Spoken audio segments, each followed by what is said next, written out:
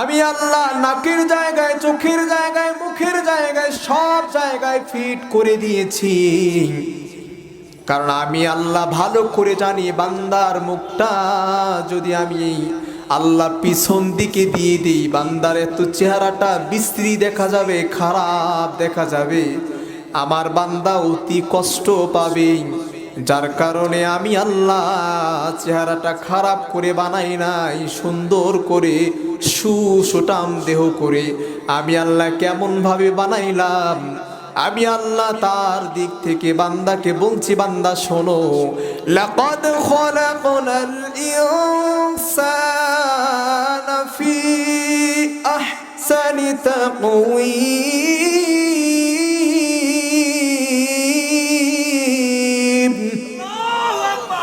আল্লাহ ডাক দিয়া বলছেন, ও বান্দা, তোমার চেহারাটা আমি আল্লাহ এমন সুন্দর করে শুধু বানাইলাম, যে সুন্দর করে তোমার চেহারা বানাইছি, এই সুন্দর করে গোটা পাহাড়, চন্দ্র, সূর্য যা কিছু আছে তার চাইতে সর্বোত্তম, শ্রেষ্ঠতম, সুন্দরতম গঠনে আমি আল্লাহ মানুষ সৃষ্টি করেছি। জোরে বলুন আল্লাহু আকবার।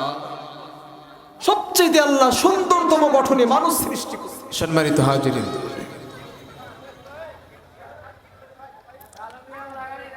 ইসলামী আলোচনাগুলো হলো যে জায়গাতে আল্লাহ যাকে যেভাবে কবুল করেন শুধুমাত্র সেই ব্যক্তি সেই জায়গাতে সেভাবে আলোচনা করতে পারবে। আজ এই তাফসীর মঞ্চগুলো সারা বাংলাদেশে, এই জায়গাতে আর কি হয়, এর সাথে দ্বিগুণ তাফসীর মাহফিল গোটা বাংলাদেশে হচ্ছে। গোটা বাংলাদেশে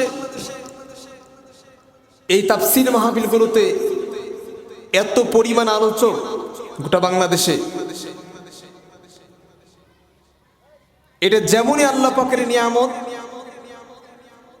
ঠিক তেমনি সোনার বাংলাদেশের কিছু আলেমদের জন্য এটা একটা গজব। এই কালীগঞ্জ থানার ভিতরে যত বক্তা, লালমনিরহাট জেলার ভিতরে যদি কোনো বক্তা যদি সবচেয়ে বেশি থেকে থাকে, সেটা হচ্ছে লালমনিরহাট কালীগঞ্জ থানার সবচেয়ে বেশি। তো এতগুলো বক্তার মাঝ থেকে আল্লাহ সুবহানাহু ওয়া তাআলা আমাকে জায়গায় বসে কিছু বলার মতো সুযোগ করে দিবেন, এটাও আল্লাহ তাআলার একটা প্রকৃত নিয়ামত। যদি কোনো মানুষ ভেবে থাকে যে এই সময়ের ভিতরে আলোচনা করে, এই সময়ের ভিতরে আলোচনা করে তার দিক থেকে কি লাভবান, কথা হলো দুইটি। নাম্বার এক, এই সময় যদি এখানে বসে আলোচনা শোনার মতো, আলোচনা করবার এবং শোনার মতো যদি মন মানসিকতা না হয়ে থাকে, বোতল হলো পানির ভিতরে যখন একটি টিউবওয়েল থেকে একটি বোতলে পানি নিবেন, যতক্ষণ পর্যন্ত পানি ভরাট করবেন না ততক্ষণ পর্যন্ত বোতলের সৌন্দর্য আসবে না। জান্নাতের বাগানে যতক্ষণ পর্যন্ত মানুষ প্রবেশ করতে পারবে না ততক্ষণ পর্যন্ত তার ঈমানের আমলের ভিতরে প্রবেশ করতে পারল না। আজই মানুষ ধ্যানে মগ্ন হয়ে আছে সেই দিক, মানুষ ধ্যানে মগ্ন আছে সেই দিক, স্বার্থ আছে যেই দিক, প্রত্যেকটা মানুষ সে জায়গায় মগ্ন হয়ে আছে। প্রত্যেকটা মানুষের স্বার্থ যেদিকে চলছে, গতি সেদিকেই মানুষ মগ্ন হয়ে আছে। চলুন আমরা কথা না বাড়িয়ে তিলাওয়াতকৃত আয়াত থেকে আমরা আস্তে আস্তে করে কথা শুনি।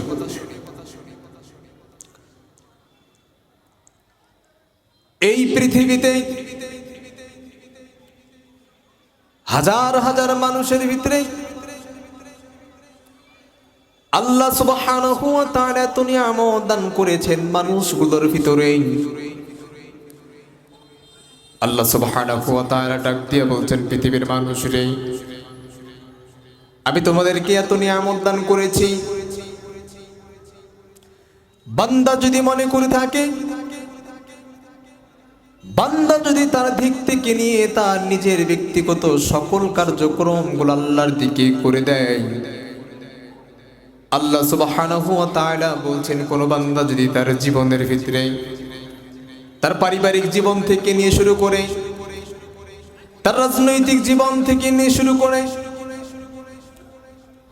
রাষ্ট্রীয় জীবন পর্যন্ত, জন্ম থেকে মৃত্যু পর্যন্ত মানুষ যদি আল্লাহর জন্য হয়ে যায়, আল্লাহ সুবহানাহু ওয়া তাআলা বলছেন মানুষ যদি আল্লাহর জন্য হয়ে যায় তাহলে আল্লাহ সুবহানাহু ওয়া তাআলাও তার জন্য হয়ে যায়।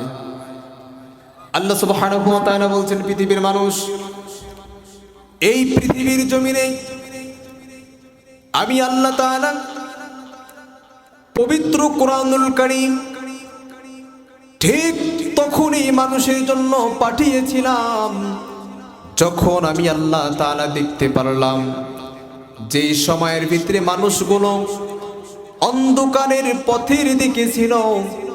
কোন পথের দিকে ছিল? আল্লাহ তাআলা পবিত্র কোরআনুল কারীমের ভিতরে বলছেন, আল্লাহু ওয়ালিয়ুল্লাযীনা আমানু ইখরিজুহুম মিনাজ-যুলুমাতি ইলান-নূর। আল্লাহ সুবহানাহু ওয়া তাআলা বলছেন পৃথিবীর মানুষেরা রে, तमाम পৃথিবীতে যে সময় মানুষগুলো অন্ধকারের পথের ভিতরে মানুষগুলো যেই সময় হাবুডুবু খাচ্ছিল, মানুষগুলো যেই সময় গুনাহের ভিতরে মানুষগুলো প্রতিবন্ধ হয়ে গেল, চতুর্দিকে যে সময় ইহুদি নাসারা খ্রিস্টানেরা যেই সময়ের ভিতরে মুসলমানদের ধরে ধরে যে সময় হত্যা করত, শুধুমাত্র তাই নয়, এমন ভাবে তারা হত্যা করত মুসলমানদের মেয়েদেরকে পেলে তারা এক জায়গায় তারা ধরে রাখত। যে সমস্ত মুসলমানদের মেয়েদেরকে ধরে রাখত সেই সময়ের ভিতরে আল্লাহর বান্দিগুলো শাহাদাত আঙ্গুল উঁচু করে দিয়ে আল্লাহকে ডাক দিয়ে বলতো, আল্লাহ,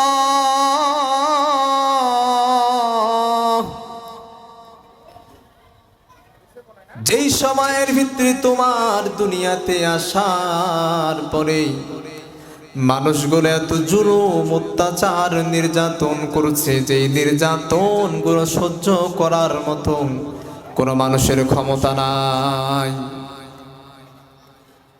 আল্লাহর ইমানি পরীক্ষায় যেই মানুষ ইমানের পরীক্ষার ভিতরে নামছে,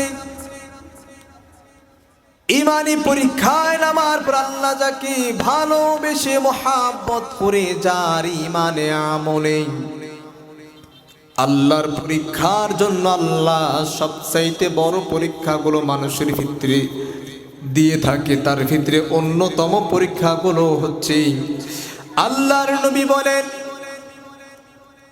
তোমাদের ভিতরে শেষ সময় ঈমানগুলো ঠিক এমন ভাবে মানুষের ভিতরে ছড়িয়ে পড়বে, ঈমানগুলো মুসলমানদের জন্য ধরে রাখা এমন কঠিন হয়ে যাবে, মুসলমানদের জন্য ঈমানগুলো ধরে রাখা এমন কঠিন হয়ে যাবে যে সময়ের ভিতরে মানুষগুলো দৌড়াইতে থাকবে, যে সময়ে মানুষগুলো সবচাইতে বড় বিপদে পড়ে যাবে। আল্লাহ বলেন আমি তো শুধুমাত্র মুমিনদের সাথে আছি, বান্দা যদি মনে করে থাকে আমি সবচাইতে বড় বিপদে আছি, বান্দা যদি মনে করে থাকে যে কোনো কাজ করতে গেলে, যে কোনো কাজ শুরু করতে গেলে শুধুমাত্র কাজের শুরুতেই ব্যর্থ হয়ে যায়, যে কোনো কাজ করতে গেলেই ব্যর্থ হয়ে যায়, কাজে সাকসেসফুল হতে পারে না। আল্লাহ বলে বান্দা হতাশ হওয়ার কোনো কারণ নাই, মনে রেখে দিও বান্দা, কদ আফলাহাল মুমিনুন।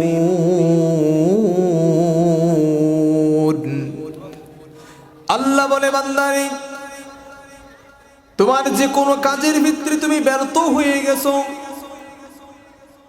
তুমি আমি রবের উপরে সপর্দস্ত করো, তুমি আমি রবের উপরে ভরসা করো। মনে রেখে দিও, আমি আল্লাহ যদি তোমার জন্য হয়ে যাই, তাহলে আমি আল্লাহ তোমার জন্য হয়ে গেলে তোমার ব্যর্থ কাজগুলোকে আমি আল্লাহ সফলতা দান করে দিব। আল্লাহ সুবহানাহু ওয়া তাআলা বলছেন, পৃথিবীর মানুষেরা রে, ও পৃথিবীর গোলামেরা, খুব ভালো করে শুনে নাও।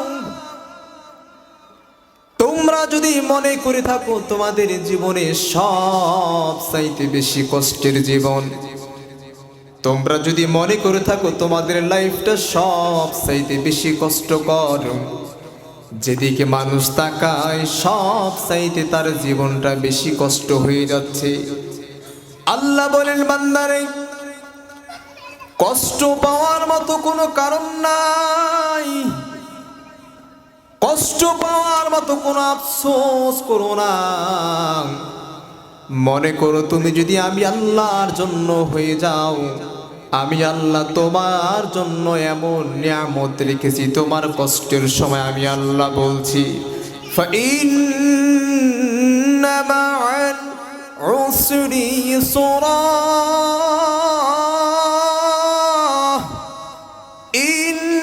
ইন্না মা'আল উসরি ইসরা।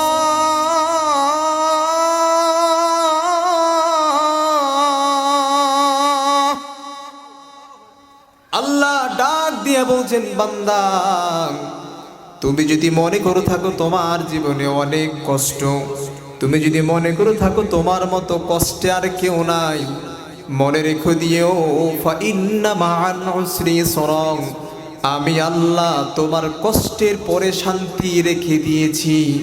বান্দা মনে করে দিও, তোমার কষ্টের পরে কেমন শান্তি রেখেছি এটা জানতে চাও? মুফাসসিরিন ইকরাম অনেক জায়গায় ব্যাখ্যা করেছেন, মুফাসসিরিন ইকরাম অনেক রকম করে ব্যাখ্যা করেছেন।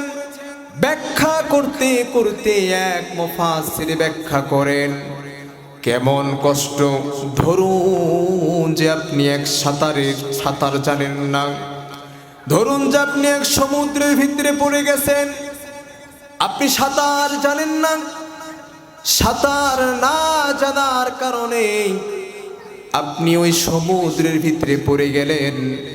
পড়ে যে আপনি বারবার বাঁচাও বাঁচাও বলে চিৎকার করছেন, আপনি সাঁতার জানেন না, ওই বিপদের মাঝে পড়ে আপনি বাঁচাও বাঁচাও বলে চিৎকার করছেন। ওই সময়ের ভিতরে যদি আপনি আল্লাহর উপরে ভরসা করেন, ওই সময়ের ভিতরে যদি আপনি আল্লাহর উপরে সপর্দস্ত করেন, আল্লাহ বলেন, ইন্না মা'আল উসরি ইসরা, নিশ্চয়ই তো কষ্টের পরে আমি আল্লাহ বলেছি শান্তি দিব। ওই কষ্টের সময় বান্দা যদি আল্লাহরে স্মরণ করে, আল্লাহ দুটি কাজ করে, হয়তো ওই ব্যক্তিকে ওই সাগরের মাঝে সাঁতার শিখায়া দেয়, নতুবা আল্লাহর কুদরতি নিজাম দ্বারা ওই সাঁতার দিক থেকে বান্দাকে টেনে তুলে নিয়ে আসে। জোরে বলা যাবে সুবহানাল্লাহ। আল্লাহ ডাক দিয়া বলছেন, পৃথিবীর মানুষেরা রে, তোমরা যদি তোমাদের জীবন নিয়ে বলো, আমার জীবনে এত পরিমাণ গুনাহ করেছি, আমার লাইফে এত পরিমাণ গুনাহ করেছি, আল্লাহ কি আমাকে কোনোদিনও ক্ষমা করবে? আল্লাহ মনে হয় আমাকে কোনোদিনে ক্ষমা করবে না। আল্লাহ মনে হয় আমার গুনাহগুলো কোনোদিনও ক্ষমা করবে না। অথচ আল্লাহ ডাক দিয়া বলছেন, ও পৃথিবীর গোলামেরা, ও পৃথিবীর মানুষেরা, ইন্নাল্লাহা ইউহিব্বুত তাওয়াবিনা ওয়া ইউহিব্বুল মুতাতাহহিরিন।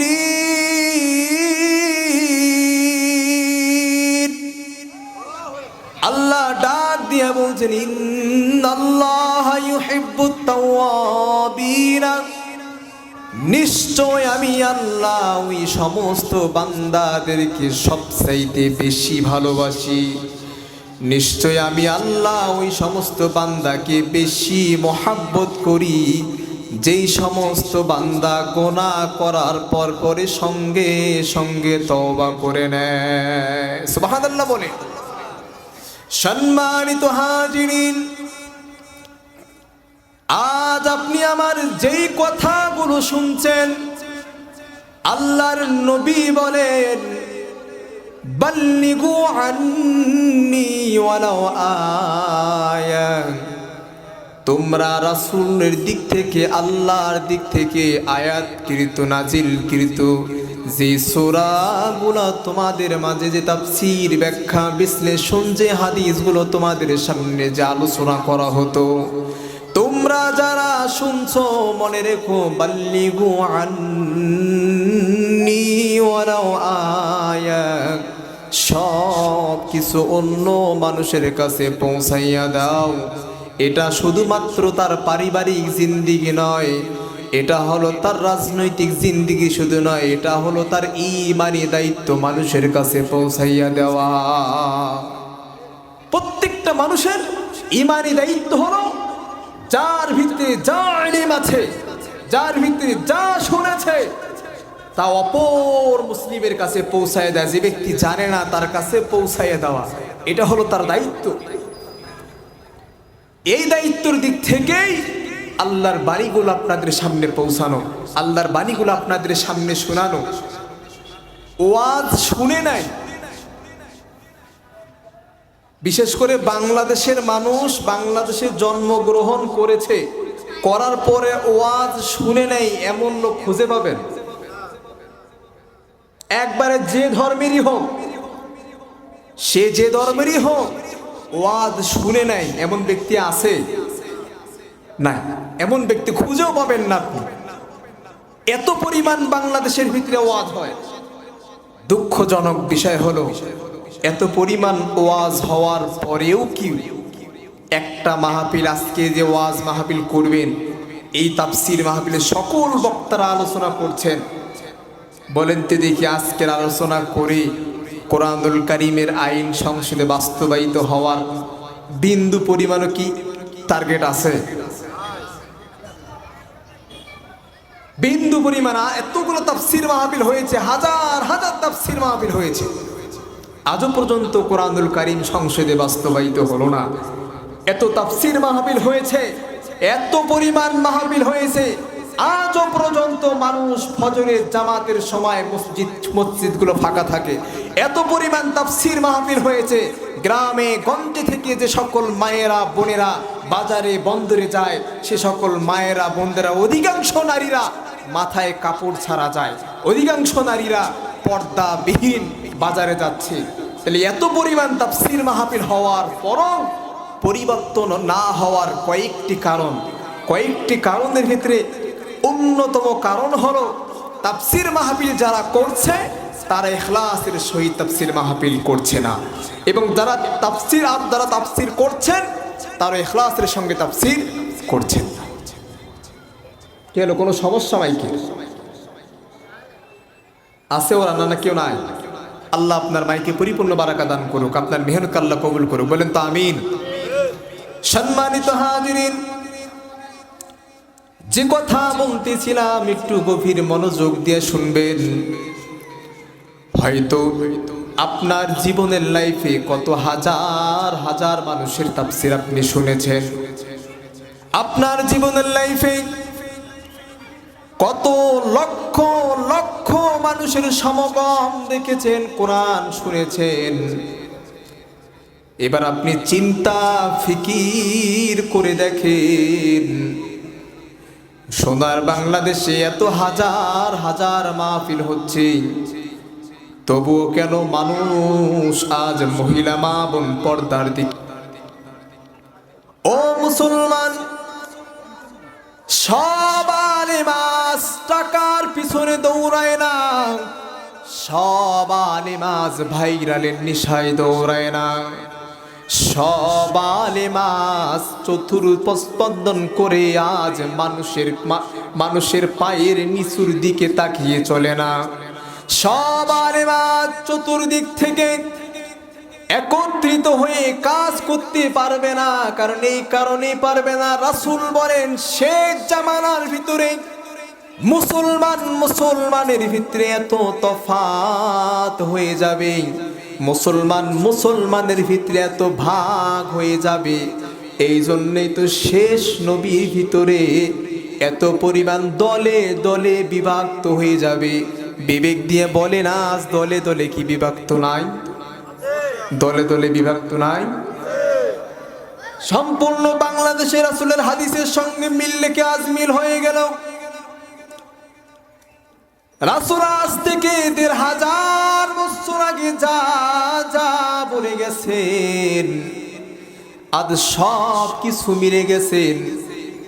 ও প্রিয় মুআজ্জাজ হাজিরিন, সব আলেম যদি আজ টাকার পিছনে দৌড়াইতো, তাহলে আল্লাহ কিয়ামত রাখতেন না। কারণ আল্লাহর নবী বলেন, যতদিন পর্যন্ত একজন মানুষ আল্লাহকে আল্লাহ বলে ডাকতে স্বীকার করবে, ততদিন পর্যন্ত এ জমিনে কিয়ামত ঘটিত হবে না। জোরে বলা যাবে আল্লাহু আকবার। ততদিন পর্যন্ত কিয়ামত ঘটিত হবে না। তার মানে বোঝা যায় আল্লাহওয়ালা, আল্লাহকে ডাকার মতো মানুষ এখনো জমিনে, জোরে বলেন, এখনো জমিনে আছে। যদি তা না থাকতো তাহলে জমিন কিয়ামত ঘটিত হয়ে যেত। আলিমে বিভেদ আজ আছে এই সমাজে। দণ্ড এমন, কেউ বলছে নাবির নিচে হাত বাঁধো, কেউ বলছে নাবির উপরে বাঁধো, কেউ বলছে দল্লিন, কেউ বলছে জল্লিন, কেউ বলছে আস্তে আমিন, কেউ বলছে জোরে আমিন, কেউ বলছে মিলাদ জায়েজ, কেউ বলছে মিলাদ জায়েজ না। এমন দণ্ড আছে না? আছে না? আপনাদের এদিক সহজে নাই, কিন্তু আমার রংপুর শহরে প্রচুর আছে। আপনাদের এদিক আছে এমন মানুষ? আহ মুসলমান, কোন দিকে দৌড়াচ্ছি আমরা? হাত উপরে বাঁধে না, নিতে বাঁধে, এই নিচে বাঁধে, এই নিয়ে দণ্ড আছে। কিন্তু হাত যে বাঁধে না তাকে কোনোদিন, তাকে নিয়ে দণ্ড নাই। হাত যে বাঁধে না তাকে নিয়ে দণ্ড নাই। এফেক্ট না নিয়ে চলছে। যে ব্যক্তি নামাজে আসে না তারে নিয়ে দণ্ড নাই, যে ব্যক্তি নামাজে আসে তারে নিয়ে দণ্ড। এত ফিতনা ফেসাদ সে জামানার ভিতরে আপনি যা দেখছেন, এর চাইতে বড় ফিতনা ফেসাদে জমিনে তৈরি হবে। সম্মানিত হাজিরিন, আল্লাহ তাআলা এই পৃথিবীর জমিনে হাজার হাজার উলামায়ে কেরাম, আজকে যেগুলো মানুষ ঘুরে বেড়াচ্ছে, আচ্ছা বলুন তো দেখি, বিবেকের মতো আওয়াজ দিয়ে বলেন, এই জায়গায় যদি আজ আব্দুল খালেক শরীয়তপুরি আসতো, মাগরিবের পরে যদি স্টেজে উঠে আলোচনা করতো, মানুষ কি বাইরে থাকতো না ভিতরে থাকতো? ভিতরে থাকতো না? মানুষ কি ঘোরাফেরা করতো? কারণ আব্দুল খালেক শরীয়তপুরি আসলেই তার সুরের মতো, যদি সুরে সুরে সুর মিলে আওয়াজ করতে হবে। রাজি আছি তো ইনশাআল্লাহ? যদি সে তার সুরে সুরে এসে আব্দুল খালেক শরীয়তপুরি তার দিক থেকে বলতো, আমার ভাইয়েরা, আমার বন্ধুগণ, রাত শেষ হলে যেমন দেশের সূর্যগুলো আল্লাহর দিকে ভূমিষ্ঠ হয়ে যায়, আমার বন্ধু এদেশে কোরআনুল কারীমগুলো একদিন সূর্যোদয় হয়ে যাবে। আমার ভাইরা, আমার বন্ধু রে, যে দেশে কোরআনুল কারীমগুলো সূর্যোদয় হয়, এই সময়ের আগ মুহূর্ত সময়, এক সময় যে জমিনের ভিতরে হিন্দু বৌদ্ধ খ্রিস্টান মুসলিম জাতিগুলো, আমার ভাইরা, আমার বন্ধু রে, যেই সময় আল্লাহ নবীর দেওয়া বিধিবিধানগুলো মানুষ মানত না, ওই সময়ের ভিতরে আল্লাহ ভালোবেসে মহাব্বত করে পাঠাইলেন নূর নবীজি মুহাম্মাদুর রাসূলুল্লাহ সাল্লাল্লাহু আলাইহি ওয়াসাল্লাম। জোরে বলা যাবে আল্লাহু আকবার। মিলছে মিলছে।